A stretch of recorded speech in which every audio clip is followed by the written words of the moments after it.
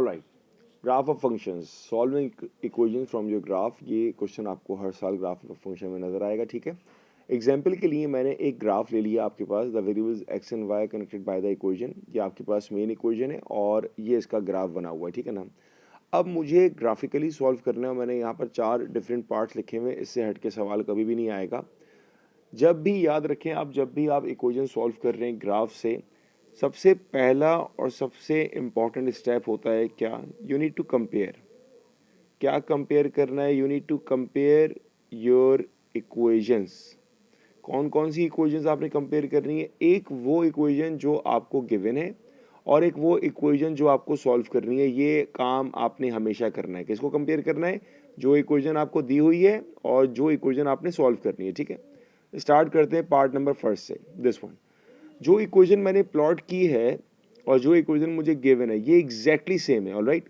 और ये जो पूरी इक्वेशन आपके पास है, ये पूरी इक्वेशन किसके बराबर है, ये पूरी इक्वेशन y के बराबर है। इसका मतलब है ये जो इक्वेशन है ये हो गई मेरे पास y किसकी जगह आ रहा है, y इस पूरे की जगह आ रहा है, क्योंकि ये पूरा तो y के बराबर है, ये हमने देख लिया। तो ये हो जाएगा y equals to 0। y equals to 0 का मतलब क्या हुआ, y इक्वल्स टू 0 का मतलब ये हुआ कि जहां पर ये कर्व x एक्सिस को कट कर रहा है, आपने उन पॉइंट्स को हाईलाइट करना है। हाईलाइट करना स्टार्ट करते हैं।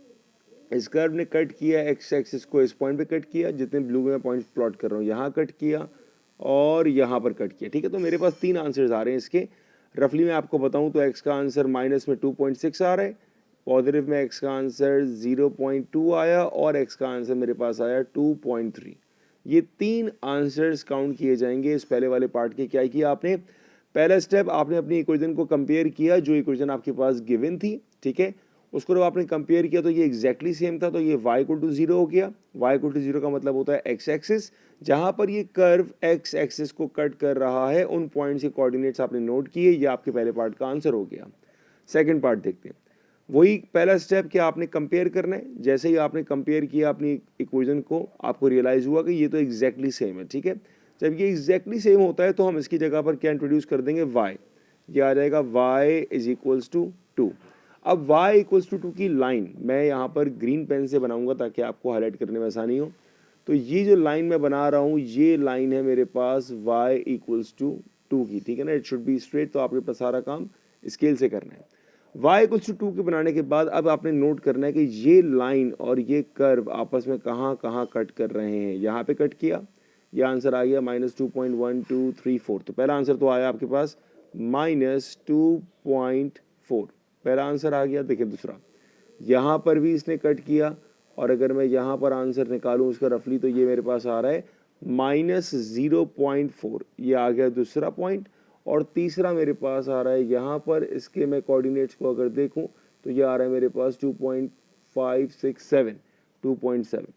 तो ये मेरे पास इसका आंसर आ गया। कोऑर्डिनेट्स आगे पीछे हो सकते हैं आपके और मेरे, क्योंकि हम जब खुद कंस्ट्रक्ट करते हैं तो सबका आंसर डिफरेंट आ सकता है, इसीलिए मार्किंग स्कीम में हर आंसर रेंज में दिया जाता है, ठीक है। तो क्या किया आपने इस क्वेश्चन में भी वही काम किया। पहले जो इक्वेशन आपको दी हुई थी उसको आपने कंपेयर किया अपनी गिवन इक्वेशन से। इसकी जगह आ गया y equals to 2, y equal to 2 की आपने अपने ग्राफ में लाइन प्लॉट करी और जहां पर वो लाइन और ग्राफ आपका इंटरसेक्ट कर रहा है वहां पर आपने कोऑर्डिनेट्स देखे x के। ये आपके फाइनल आंसर्स हैं। अब आते हैं नेक्स्ट पार्ट पर, ठीक है। नेक्स्ट पार्ट में जब आपने कंपेयर किया, it says x³ minus 3x-3। अब ये देखें जी, आपने कंपेयर किया x³, यहाँ पर भी है, x³ यहाँ पर भी है, मेरे काम का है। आगे है -3x, ये है -3x, ये भी मेरे काम का है। -3, ये -3 मेरे काम का नहीं है। तो यहाँ पर मैं थोड़ा सॉल्व करना स्टार्ट करूँगा। मैं करूँगा x³ माइनस 3x। जो चीज़ मेरे काम की नहीं थी उसको मैंने राइट पे शिफ्ट कर दिया, ये आ गया मेरे पास +3।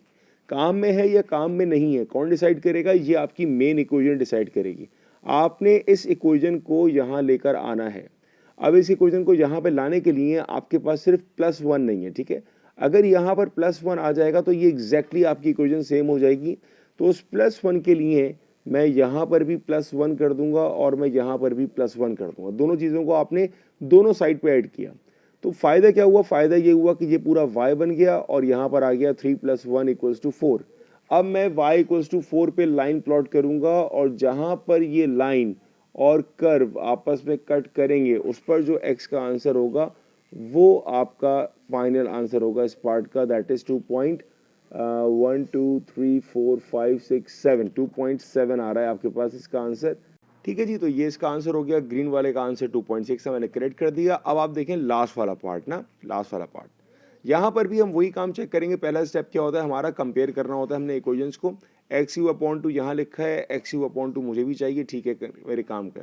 अब ये आ गया -2x और +4, जबकि मुझे चाहिए था -3x और +1। बहुत सिंपल सा स्टेप। पहला स्टेप क्या होता है, पहला स्टेप आपका सेम रहेगा बेटा। क्या करेंगे आप, आपने लिखा x³ अपॉन 2, जो चीज़ आपके काम की नहीं है उसको आपने राइट पे शिफ्ट कर दिया, तो ये आ जाएगा 2x - 4। ठीक है भाई, अब काम की चीज़ें मेरी क्या थी, मुझे यहाँ पर चाहिए -3x और +1। मैं दोनों साइड पर -3x + 1 यहाँ भी लिखूंगा, -3x + 1 यहाँ भी लिखूंगा। फ़ायदा क्या हुआ, फ़ायदा ये हुआ कि ये आपके पास बन चुका है अब y, जो कि मुझे चाहिए था। ठीक है, तो मैंने इसकी जगह लिखा, ये तो मेरे पास आ चुका है y = 2। इसको मैं सिंप्लीफाई करूं तो ये क्या हो जाएगा, ये आ जाएगा 2x - 3x, it will be -x - 4 + 3, it's -3। तो -x - 3। अब मैंने इसकी लाइन प्लॉट करनी है, और लाइन प्लॉट करने का तरीका मैंने आपको लेक्चर नंबर 1 में बताया हुआ है कि आप एक टेबल बनाओगे ऐसे, उसमें x और y की डिफरेंट वैल्यूज़। आसानी के लिए मैंने कहा था कि आप ले लो -1 0 और 1। जब आपने x की जगह -1 प्लेस किया तो माइनस माइनस प्लस हो जाएगा, और 1 - 3 आपका आ जाएगा -2। जब आपने x की जगह 0 पुट किया तो ये आएगा -3, और जब आपने 1 पुट किया तो ये आएगा -4।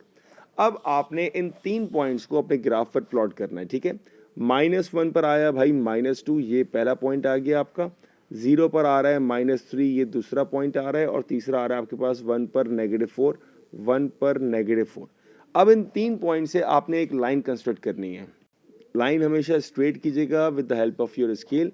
ये जितने भी पॉइंट्स पे कट करें, इससे फर्क नहीं पड़ता कि ये हमेशा 3 पर करेगा या 2 पे करेगा, जितने पे भी करेगा उस पॉइंट पर आपने अपने x की वैल्यू को नोट डाउन करना है। ये जो वैल्यू आ रही है मेरे पास, ठीक है, तो ये वैल्यू क्या है मेरे पास 2.56, अप्रॉक्सीमेटली 2.6 आ रही है। तो मैं कहूँगा मेरा जो आंसर है x = -2.6। आपके पास सारे क्वेश्चंस पास्ट पेपर्स के इसी अप्रोच से सॉल्व होंगे। दोबारा सुने क्या किया हमने, सबसे पहला से मेन स्टेप क्या होता है कि आपने कंपेयर किया, जो इक्वेशन आपको दी हुई है और जो आपको सॉल्व करनी है आपने कंपेयर किया। अगर तो सेम है तो उसकी जगह y डायरेक्ट आ जाएगा, और अगर सेम नहीं है तो उसको सेम बनाना पड़ेगा। सेम बनाने के लिए आपको जो ऐड करना पड़ेगा वो दोनों साइड पे करना पड़ेगा, चाहे वो कांस्टेंट हो या चाहे वो वेरिएबल हो। अगर वेरिएबल आ जाएगा तो उसकी आपको लाइन प्लॉट करनी पड़ेगी बाय ड्राइंग द टेबल, और जहां पर वो लाइन और कर्व इंटरसेक्ट करेगा वो आपके आंसर्स होंगे।